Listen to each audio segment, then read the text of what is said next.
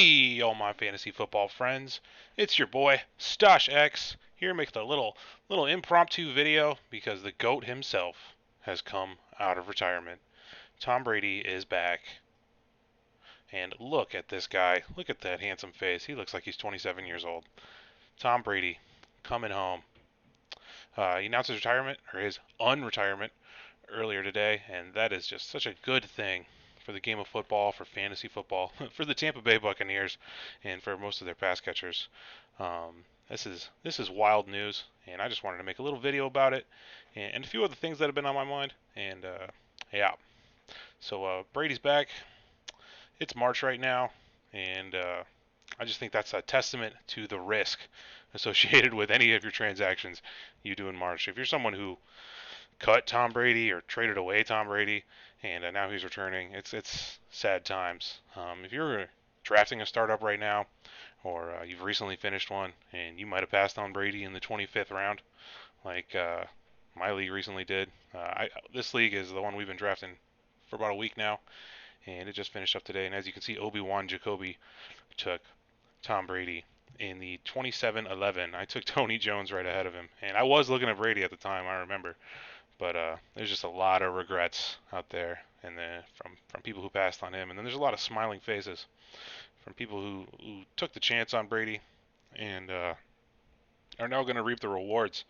I mean, let's talk about what he might be worth in Dynasty right now, like where he would go in a startup. And I think you got to look. I mean, the ninth round, no, I would definitely want one season of Brady over whatever Daniel Jones is going to do, and whatever like some of these lesser options, skill position players and stuff.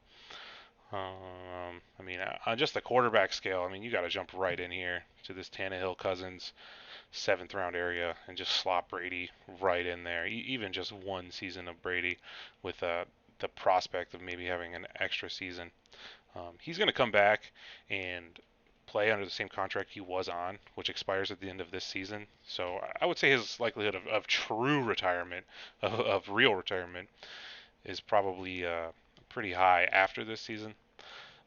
I like to think most older vets are going to finish out their contract before they retire. I think Ben Roethlisberger left a year on the table, but whatever contract Rodgers did sign or is about to sign or whatever, I'll expect him to finish that contract out and then retire at the end of it. That will be my personal perspective on Rodgers. Drew Brees, pretty sure he just finished out his contract and then retired. These guys have a general idea of how long they got left in them, and they sign those extensions near the end of their career with the number of years in mind. Um, you got to be asking yourself, do you want Cousins or Tom Brady? Do you want Baker Mayfield or Tom Brady? Do you want Derek Carr or Tom Brady right now? I might take Carr. He's been K. But yeah, like I said, I did cut Brady in a couple of my leagues. Feels real stupid right now, and you can rip on me in the comments. Feel free to do so. Like, why would you do that? It's just the offseason. There's really no reason. When you have 14 bench, you know, you don't really need to be cutting a Hall of Famer because because you need a roster spot or something. I mean, the waivers are locked in a lot of leagues, but that I was trying to rip off the Band-Aid for the most part with Brady and just get myself like mentally prepared and seeing what my teams look like without him on it. But I was wrong. I still have some shares of Brady, but yeah, I'm gonna be missing him in a couple leagues. But those teams are pretty stacked for the most part, so it should be fine. But this is just a testament to the volatility of all the movement in March and April and May in the off season. I mean, any transaction you make, any trade you make, any waiver decisions you make really have to be safe. You have to be thinking safe right now, building safe. And the way I like to stay safe is like with this startup I just finished. I traded back and got some futures and got some extra pick action.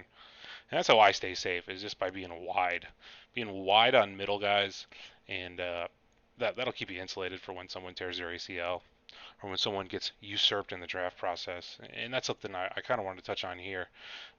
There's guys out there you're going to be drafting or trading for right now, specifically at the running back position, who are going to either lose their starting job or find a whole bunch of competition from the draft that you were not expecting. Um, right now is the worst time to trade for a tailback. Do not trade for running backs in any of your leagues. Anybody out there, guys, don't do it. Just don't try to offer a package for like a Gibson or like a Dobbins. Just wait. Just let the NFL draft. It's like 7 weeks away. Just let that happen before you're starting to make moves to acquire RBs because like one guy who's been on my mind is Elijah Mitchell. Like, I really like this guy. I think he's super talented, and I'm really proud of what he did, and I own him in some spots. But the Niners could draft a running back with another high pick again, like a third or fourth round pick. They totally could do that. I mean, Mostert's probably going to walk. I think Jeff Wilson's not under contract. Trey Sermon, they don't like him. It's pretty clear and obvious that the coaching staff is kind of soured on Sermon. So I expect the Niners to draft a running back. Honestly, I would say their over under of drafting an RB in the first 5 rounds is like above 50%. So that's something. Other guys who might get usurped or at least their spots contested. I mean, the Ravens are probably going to draft a running back after just the tumult that they experience at the running back position. They would be insane to not draft a running back. The Chiefs probably going to draft an RB. I'm not saying any of these teams are going to draft one high or low, but they're gonna take a shot at a guy. I mean, you're talking 10, 12 running backs get drafted, and they got to land somewhere.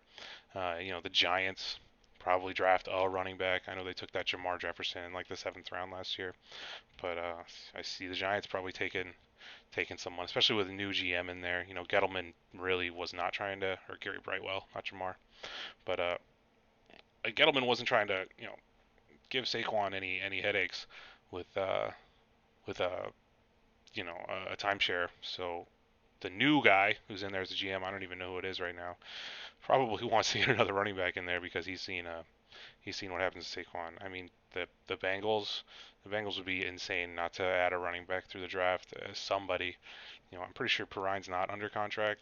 We can look that up. Um, and Joe Mixon's got like I think like 1,200 carries on his body, so they're gonna bring someone in. Yeah, Perine's under contract, but they can let him go for like $2 million of dead cap. That's kind of a lot. Maybe they do keep him around, but still, I would expect them to draft someone. So anybody out there who you think is he's so safe, he's probably not. I love DeAndre Swift. The Lions could totally draft an RB and probably will. I we'll look up Jamal Williams' contract even because yeah, you never really know with this kind of stuff. I think Sports Track is another great resource to add to your dynasty toolkit. I'm in here. I look up contracts all the time. I look up players' contracts before making a trade, before making a draft pick. I suggest you do the same. Contracts are a huge part of dynasty, huge part, and you need to know that. You should be very aware of all the contracts of all the players you're rostering, for the most part, and the contracts of the players around them, so you can understand what the team might be thinking to do with that position. So they can not pay this guy 4.5 million for 2022, Jamal Williams, and only accrue a 1.6 hit for letting him go. They may do that. They may just cut Jamal Williams outright. Um, but yeah, Swift probably sees some competition. Um, there's just a lot of variance. I mean, the Chargers are probably going to add a running back. They've been struggling to find a uh, competent complement to Austin Eckler for for a season or two now, and they probably will draft an RB. Javonte Williams, I think Melvin Gordon's coming back. The man Melvin Gordon would be pretty crazy not to. The Broncos are looking like a Super Bowl contender. Yeah, and I think the team themselves want him. It'll all be about money in that situation. Uh, the Rams, I mean, the Rams will probably throw a dart at an RB, probably one of the lower end guys because they have Akers and Henderson and Sony. I think Sony's a free agent, right? He could walk. But yeah, just nobody's safe out there, guys. There is not a safe guy. Fournette probably coming back to Tampa now. Probably going to be very, very valuable again. Probably probably maybe looking at a top 10 PPR season again. Honestly, you're talking about this offense is going to be moving with Brady at the helm. So yeah, just stay safe. Um, we touched on the toolkit. I wanted to add another thing to your toolkit outside of Sports Track, and that is one of the talking heads that I forgot to mention um, from my last video is this guy, Mike Florio. This guy's my favorite analyst or pundit or commentator, whatever you want to call him, on the NFL. I watch almost every video that NBC Sports puts up with him in it. Not every single one. It's a lot of content. And quite frankly, I don't like Chris Sims, so it's hard for me to sit through there watching this guy who I love talk to this guy who I think is kind of a dork. But this guy has the best takes in the league. He's the one who's turning over every rock. He's a former lawyer, and I think he was a pretty good one. I don't know. Turned NFL analyst. And if you want to really know what's going on, if you want to really get into the nitty gritty and try to look into some teams' heads and understand all of the storylines, just listen to Mike Florio and read what he has to say. I don't need to plug NBC Sports. They're big enough, and I'm pretty small. But for your own sake, as a Dynasty owner, maybe subscribe to this guy's channel on YouTube because he is, in my opinion, the smartest analyst out there. Yeah, in the X's and O's of the game, but just in the storylines and the motivations of the players and owners and all that. He follows the money really hard, and that's what I usually try to do. So talking about contracts and stuff is follow the money.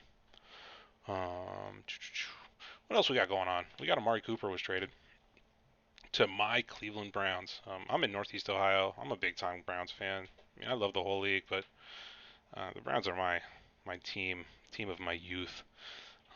And it hurts. The fact that the Browns were so bad is honestly what drove me to into fantasy and into just following the broader scope of the game.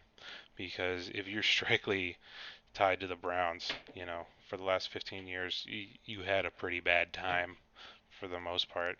So I was looking elsewhere for the enjoyment to come out of football. But Amari Cooper, he's in Cleveland. He got traded for like a sixth round pick. This is another area where it's important to follow the money. I mean, it was pretty apparent that the Cowboys were in cap rough waters with the cap, and they were going to look to make a move. And Zeke had a lot of guaranteed money on his deal. So if you were drafting or making transactions in the last couple months or the second half of last season, you could kind of tell Cooper might have been a casualty, especially with CeeDee Lamb there, especially with the upcoming rookie class being loaded at receiver. Michael Gallup sitting around, and then a guy like Cedric Wilson throughout the season. I think him stepping up and catching a lot of passes is what gave Dallas the confidence to move on from this guy. But I feel like I'm seeing hate on both sides, where the Browns fans hate this and the Dallas fans hate this both. And Browns fans, I love this for Cleveland. Like, this guy's been very productive. He's an alpha. He's a true number one in the NFL. He is what we were hoping to get in Odell Beckham Jr. Odell didn't really develop. I think Cooper's kind of cut from a different cloth in terms of the mind and the work ethic and just what he brings to your team as a personality. He's more stable, I would say, than Odell. And I don't know the person. I don't know either of them personally, but just from you can kind of gauge what these guys might be like from interviews and whatnot, and their tweets and whatnot. But Cooper, I'm happy to have him in Cleveland. I mean, 20 million is a lot to pay. That's really where the compensation lies from the Browns. This like sixth round pick is basically nothing, or whatever fifth round pick they gave up. But this guy's been very productive. I mean, multiple 1,000-yard seasons, a good touchdown rate, couple blips where he was rough, like right here in 2017. But yeah, I think Cooper's got a lot of good football left in him. And I'm happy he's coming to Cleveland. I think the Browns will still take a receiver at number 13. Or maybe they might wait till the second round, but Browns are going to be in the market in the draft for one of the top 5, 6, 7, 8, 9, 10 receivers. They might even make the first receiver selection off the board at 13. You could see a Drake London or an Olave or a Wilson Burks, one of those 4 guys landing in Cleveland, and I'd be down for that. I really love a situation where you have a competent, storied vet, and then they bring in a high value rookie behind him at a position, and especially a position where like 2 of those guys are on the field, like wide receiver or defensive end or whatever. Um, and then the young guy can learn from the old guy on how to play the position at the highest level in the NFL and learn work ethic stuff. I think the cleanest transition that I've seen in this regard was when the Texans brought in DeAndre Hopkins and they still had Andre Johnson. I mean, I haven't read any interviews, and Hopkins was probably going to be great on his own, looking at his talent. But the greatness of Andre Johnson, I'm sure, to be a fly on the wall, had a lot to do with the development of Hopkins and what he became. And then you have them both out there for a while as well. I think we even saw a young Julio Jones come into the league with Roddy White, a multi-time Pro Bowler, on the other side. And I'm hoping that's what we're getting here. The Browns take like a Garrett Wilson or someone early, and then that guy can kind of learn from Cooper, and they can play off each other. But Cooper's ultimately his value for fantasy is probably taking a hit. I mean, in the draft I recently finished, he went. Where did we find Amari Cooper at? Booba dooba dooba. Can't even find him. But we're looking there. He is 7.9. Yeah, I mean, I'd definitely rather have Mike Evans now with Brady's return. Maybe rather have Hollywood Brown. This guy didn't know that because this pick was made before Cooper was traded. But this is roughly his ADP. Pre-trade was like end seventh, eighth round, end of eighth round, like right in there. And yeah, he's probably going to drop a little bit. He's only going to catch maybe like 60 or 70 passes, and he's going to be paid a lot of money to catch them. But I'm happy he's in Cleveland. Um, you know, the Browns for the most part had to work with what you get. Is my note here. They have cap space. They need weapons. Weapons are at a premium in the league across the board. Um, so Cooper's available. They went out and got him. There's not these beautiful, bright shiny apples of receivers and tight ends and offensive linemen hanging off the trees. It's just you have to work with who's available, and there's a reason the guys are available. And so the Browns took their shot on Cooper. I'm down for it. Let's see what happens. I'm hoping this helps Baker out. I would not say this bumps Baker up by any means. Uh, he still has more to show before we can start pushing Baker back up the board. Because pretty much Baker, in my 4 years of drafting, has just gone lower and lower in the draft every single year. Yeah, that's the news. Next up, I want to talk about is just taking the L. We're going to go through here a little bit, as we're going to talk about some bad trades I made in the past. I've featured a lot of really good trades I've made lately, and I want to start talking about some of my lesser decisions that I've made.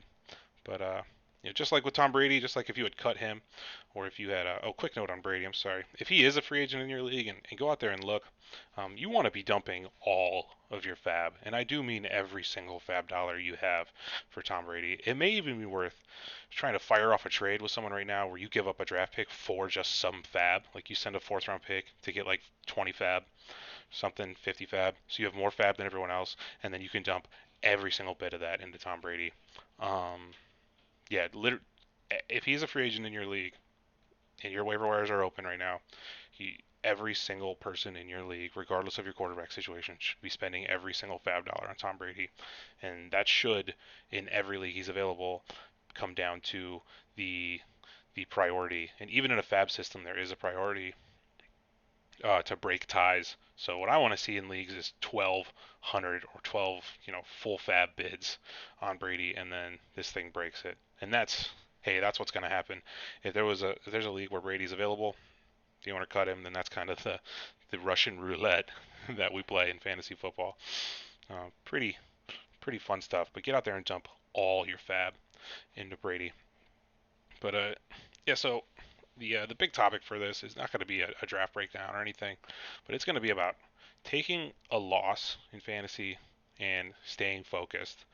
Um, it's possible to be tilted, just like in any other. I mean, this is a league I cut Brady, and I feel pretty bad about it. But he's on the waiver wire, and transactions are locked right now. So we'll we'll have to see what happens. In this league right here, Brady's available, and as you can see, I'm doing it right now. I just put in my claim. Tom Brady, $100. Yeah, it's all my fab. And I'll look right here and see that, if this unclaimed team has the number one seed, if Baker for 6 comes in with his number 2 prio and puts $100 on Brady, he's gonna get him, and that's cool for him. Uh, but yeah, you can get tilted in fantasy just like any other game. Just like you're playing Call of Duty, you're playing whatever strategy game, whatever you know, any video game, any card game, any board game, any sport, golf, basketball, whatever. We're all prone to tilt, and then we're all prone to making more bad decisions, making a bad situation worse from being tilted. So the way we stop doing that is we stay focused, and you kind of reminisce on your bad trades and your bad decisions. You just kind of laugh at them a little bit. So that's what I'm trying to do here today.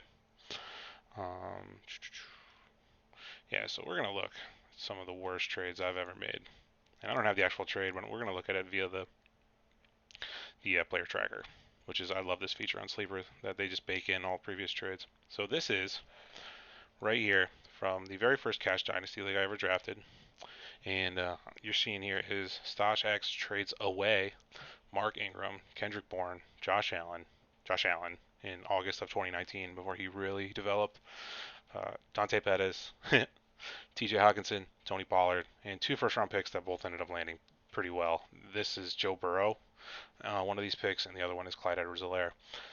So it was the 2019 season trade, and then we're getting for that massive package Gurley, who still had one season left, Crowder, Mahomes, and Darrell Henderson. So we get this Gurley Henderson like handcuff combo at the time. This is me just going out and spending a whole bunch to get Mahomes, and this is stupid. This is not smart in any way. I got absolutely blasted in this trade over the lifetime in the league. This is just a big, big L I'm taking right here, and it's you can sit out there and watch Allen kill it, and you can watch Gurley die on your roster, and just be sad that you ever did this, and make it sour your mood towards your team, and make you want to maybe make trades to go get Josh Allen back or whatever. But I'll tell you, I stayed focused, and I've won this league 3 times in a row. This one where I made this deal, Mahomes has been my QB1 on 3 different championships. So maybe that makes the trade worth it. Obviously, it does not in any way. Um, but it's important to reminisce and look at your mistakes and then learn from them. So what we learned from this trade is we're not sending multiple firsts in a deal with a bunch of talent. Again, this is one, two, three, four, five. This is an 8 for 4 in terms of just total assets, and that's just too much to be losing. So this is something we learned from right here. We're gonna look at one I made during the 2020 season. So this is me trading T Higgins away, the rookie T Higgins in September of 2020 with Vance McDonald, and I'm going to get Drew Sample. not not a smart man here.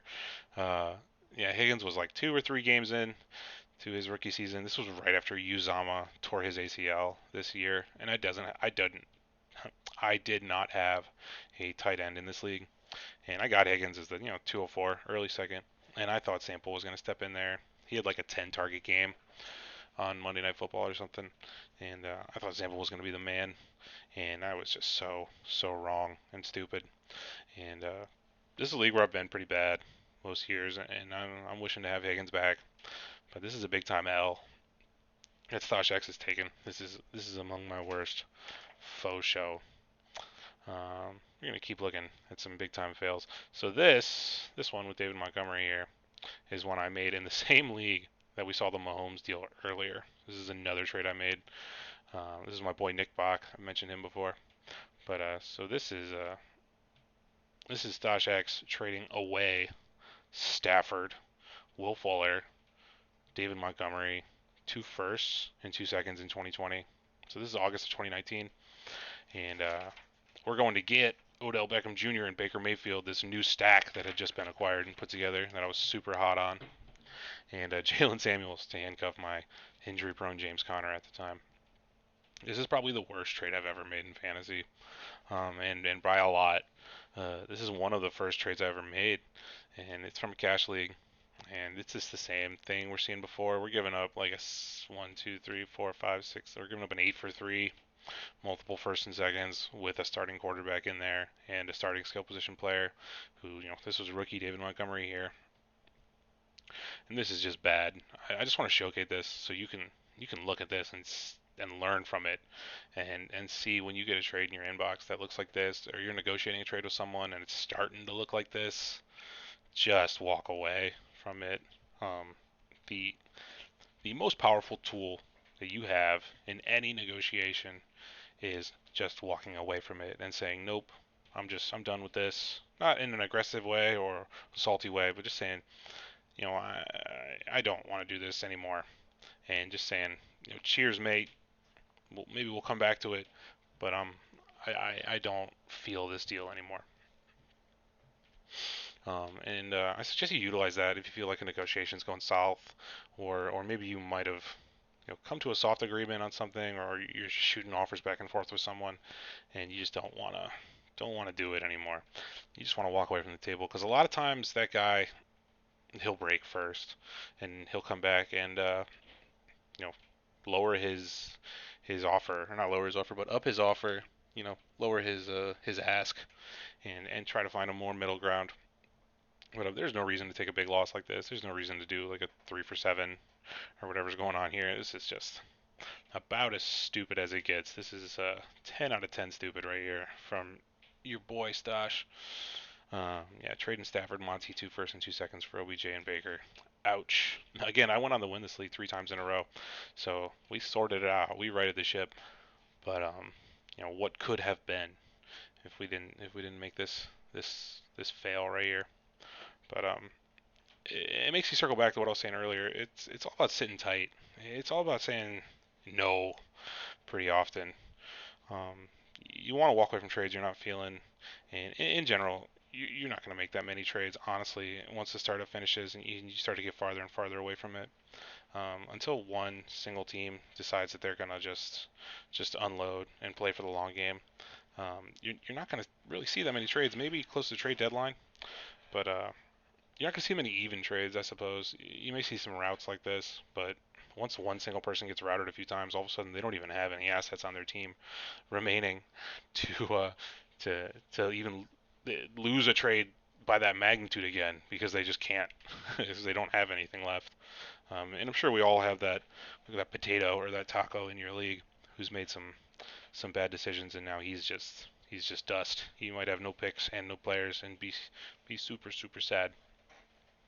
So it's important to sit tight, and especially this time of year. Like I said, don't trade for RBs. You really shouldn't be making like any trades at all in an established league. I mean, maybe if you're calling your shot, like I did with Kyler Murray in the trade we featured earlier, where I traded Kyler for Burrow.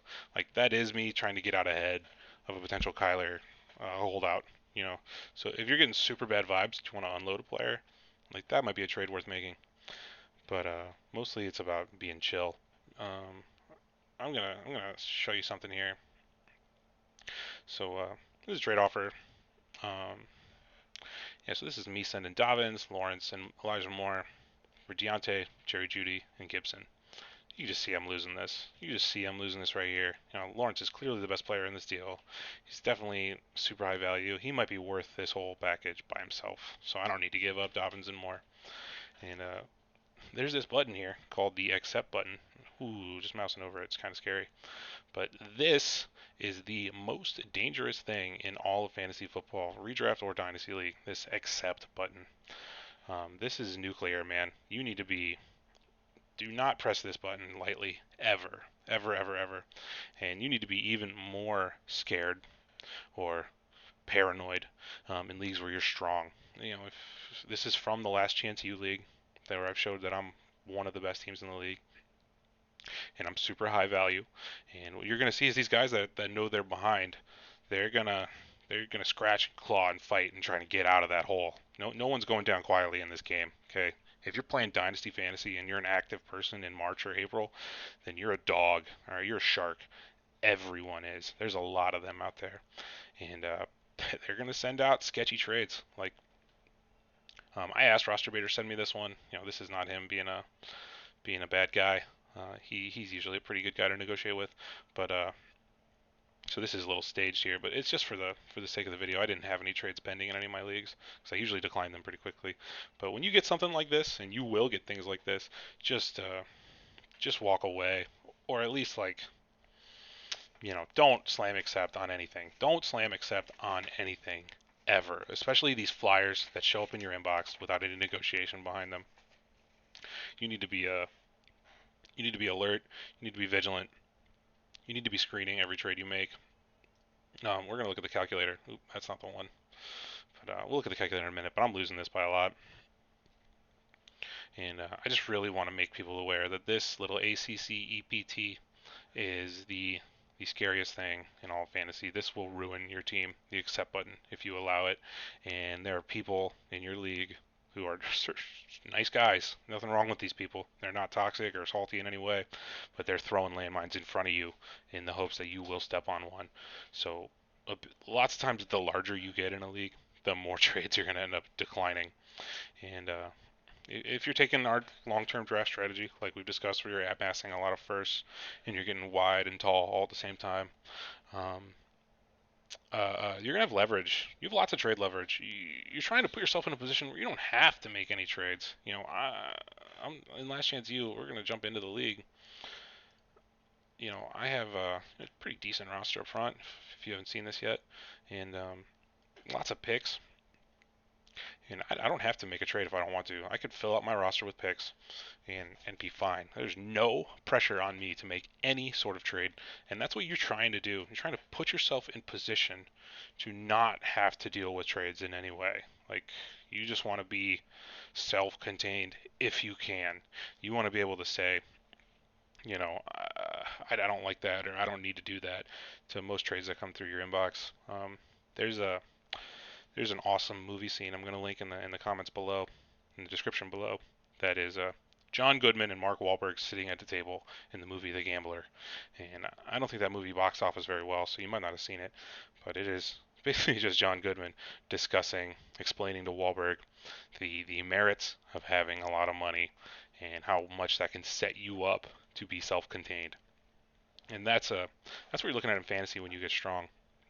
You're going to be in a position like John Goodman's talking about, and just check that out, and you'll get a nice little laugh out of it because John Goodman's one of the best actors probably ever.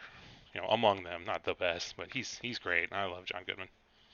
Um, let's look at some more fails by Stoshx because I know that's what we're dying to see. Where were we at? We were in this one. We're gonna scroll way up there. We're gonna look at I think there's one or two more bad ones. Yeah, this one right here. This is a fun trade to look at. So this is in the 2020 season. Ignore this on the top. This is me correcting myself. But my boy Snark Pilot, who is Dynasty Logic, it's the same person. Um, in October 15th of 2020, so this is mid-season 2020, Herbert's rookie season, we traded him away for what was a low first, a low second, and Darrell Henderson. Terrible, absolute nightmare trade. Just complete rip your hair out scenario. He's a 22-year-old Herbert who's about to finish as a top 10 quarterback and just become Superman like he has. And this kind of trade will make it so you just don't even like Herbert anymore. So you're just sad looking at him on the field, and you gotta be able to shake that off. I mean, we made a bad deal. I was heavy QB at the time. I had like 6 starting quarterbacks, and I kept trying to auction all of them off. And finally, I got a deal that was moderately worthwhile. And a trade calculator said this was like a plus 20% for me, so I hit accept on it. And that's what I'm saying. The accept button's a grenade. The trade calculator will lie to you. You need to use your eyes. You need to be very wary of the accept button, and you need to have a plan in mind. Um, but later on, we got kind of Dynasty Logic back in a more even swap where I get Herbert and Mooney, and we give him Jamar Chase, Noah Fant, and Sam Darnold. So we got Herbert back. We sorted it out, but this is sad times right here. And you got to make it so you're not just going to leave this league. You just stay focused, stay chill, stay water. Don't get tilted. Don't make more bad deals. But yeah, you're going to make mistakes, and I hope you see some of my mistakes and learn from them. So the big takeaway here is just because you're getting a first round pick in a deal does not mean it's worthwhile. And that's the biggest thing to take away from this. And trading off a rookie QB who you didn't fully understand at the time. Honestly, I hadn't watched very many of the Chargers games, like any of them. And I took Herbert as a 108 rookie because he was a quarterback who I thought was going to start. That was it. And I thought he was, not that good because Tyrod Taylor was starting ahead of him at the time. I mean, how stupid is that? If I had watched any of Herbert in the beginning of this October season, I'm sorry, in the beginning of this 2020 season, I wouldn't have made this deal, but I did. And didn't make any more bad deals because of it. So that's fine. Um, and then we're going to look at one down here. This is quite a doozy. This is us giving away 3 first-round picks, a third, a fourth, and Dawson Knox. This is all 2021 first. This is from May 13, 2020, so around this time last year. Sorry, around this time 2 years ago. So like I said, this frame of the offseason, this few months we're in, you really don't want to be making moves. It's boring, but you don't want to because you'll do stupid stuff like this. The Browns had just made Austin Hooper one of the highest paid tight ends in the league, or the highest paid tight end in the league. Excuse me.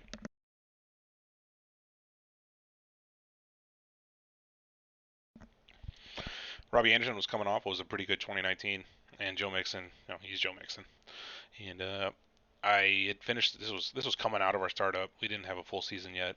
This is in the Fantasy Alcoholics League that I showed before, and when I said Nick Bach was got huge on picks, this was the first, and he went into full rebuild. This was the first trade he made, and then he turned around and just sold off the whole rest of his roster after we did this, and that's how you play it when you get a plus deal this way. He was sad to not be competitive, but he's feasting because of deals like this. This is a 2 tight end league. That's why I really wanted Hooper. Um, but yeah, this one was his first. I'm trading back to him, so it landed as the 101. Um, yeah, these guys helped me. Mixon helped me. Anderson helped me. Hooper didn't really help me. He finishes a tight end 21 that year. But I could have won a championship in this league with better choices in the semifinals of starters. I digress. Um, don't move multiple ones in a deal, and especially don't do that in March, April, May, because it's so hard to see that ever working out for yourself ever. It is not a smart thing to do. So look at these and learn, and laugh at me. I welcome it, and move on. Please don't make the same mistakes as your boy did. There's one more in here we didn't look at. This is from a 14-team league. This is the league I made that Kyler Murray trade in before. So this is me giving up Kareem Hunt, Mark Andrews, and Elijah Moore in September of 2021. So a couple weeks into the season, in order to get my own first back, another first, and my own second back. So I was feeling great about my team, and I, uh, in the off season, right after the rookie draft, I was feeling good. I was like, hey, I'm gonna move my first. I'm gonna move my second. I'm gonna buy some players, and I did from Chappie. I bought Calvin Ridley from him, and then I started out 1-5 or something, and I said, shoot, I got to get my picks back, or I'm gonna be in a bad way. So I moved Moore and Hunt and Andrews in order to get these picks, and these picks landed as the 108, the 110, and the 208. I ended up being the first team out of the playoffs in a 14-team league. So I'm drafting in the 108 spot.